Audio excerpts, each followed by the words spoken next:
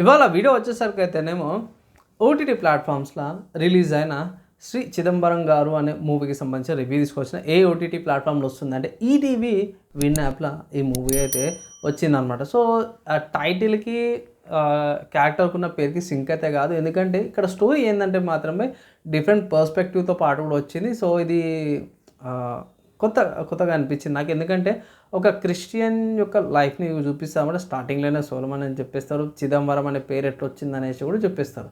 So Solomon పెట్టింటే కూడా పర్లేదు అయిపోతుంది. ఏంటంటే ఇక్కడ స్టార్టింగ్లో వాళ్ళ తండ్రి అయితే అప్పులు చేస్తాడు, అప్పులు చేయడం వల్ల తండ్రి ఏమంటారు ఉరేసేసుకుంటాడు. దాని తర్వాత ఇంటి బాధ్యతలు మొత్తం కొడుకు ఎట్లా తీసుకుంటాడు, దాని తర్వాత ఆయనకి ఏమంటారు లవర్ ఎట్లా పరిచయం అవుతుంది, ఆయన లైఫ్ ఏందనేది, ఆ మెల్లకన్ను గురించి ఆయనని ఎలా కించపరిచారు, లాస్ట్ అదే సేవ్ ఎట్లా అయిందనే దాని మీద ఒక మంచిగా చూపించారు. అండ్ ఆల్సో మధ్యలో రిలీజియన్ని బేస్ చేసుకొని మోసాలు ఎలా చేస్తారు అనే దాని మీద కూడా దీన్ని బాగా చూపించారు. నాట్ ఓన్లీ హిందూయిజం, క్రిస్టియానిటీలో కానీ ఇస్లాంలో కానీ వేరే వేరే రిలీజియన్స్లో మోసాలు అయితే ఈ మధ్యకాలంలో చాలా చేస్తారు అన్నమాట దేవుని పేరు మీద. సో స్పెసిఫిక్గా ఏంటంటే దీంట్లో క్రిస్టియన్స్లో కూడా మోసాలు చేస్తారు అనే దాన్ని ప్రాపర్గా చూపించారు అన్నమాట.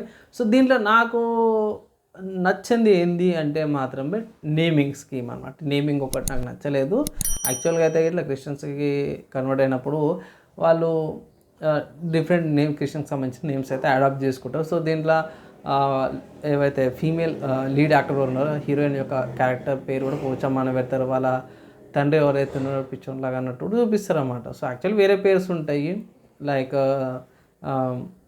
బ్యూలా అని లేకపోతే ఎస్తర్ అనేసి అట్లా కొన్ని నేమ్స్ ఉంటాయి.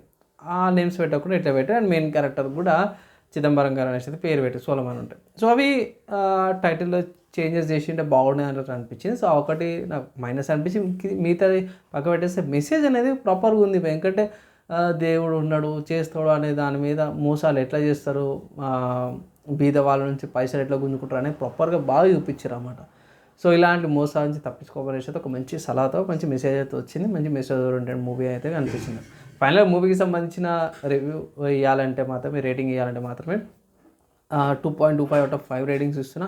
అదేందన్న అంత మంచి చెప్పిన రేటింగ్ ఏందని అంటే మాత్రమే ఇది స్లైస్ ఆఫ్ లైఫ్ అంటారు. సో సటల్గా వెళ్ళిపోతుంది, గొడవలు ఉండవు, ఏముండవు, ఎమోషన్స్తో బాండింగ్తో కూడా రిలేషన్స్తో పాటు ఉంటుంది. కాబట్టి ఇది ఎట్లుంటుంది అంటే ప్రిడిక్టబిలిటీ చాలా ఉంటుంది. నెక్స్ట్ ఏం జరుగుతుంది అనేది ఈజీగా కనిపెట్టచ్చు అనమాట. సో దానివల్ల ఈ మూవీ ఏదైతే ఉందో తొందరగా అర్థమైపోయి అరే నెక్స్ట్ ఇదే కదరా అన్నట్టు కూడా. సో మనకు అర్థమైపోతే వాడు మోసం చేస్తున్న అనేది సీన్స్ కానీ, లేకపోతే ఇక్కడ లవ్ పడతారు అనేసి, లేకపోతే వీళ్ళు యాక్సెప్ట్ చేస్తారు వీళ్ళు యాక్సెప్ట్ చేయరని ఈజీగా అర్థమవుతుంది. దానివల్ల కొంచెం ప్రెడిక్టబుల్ అనిపిస్తుంది. లేదు ఫ్యామిలీతో పాటు చూడాలనుకుంటే మాత్రం ఇది మూవీ మీరు వాచ్ అయితే చేసుకోవచ్చు. మీకు ఈటీవీ విన్ యాప్లో మూవీ అవైలబుల్ ఉందన్నమాట. ఇది నా రివ్యూ అండ్ ఆల్సో నా రేటింగ్.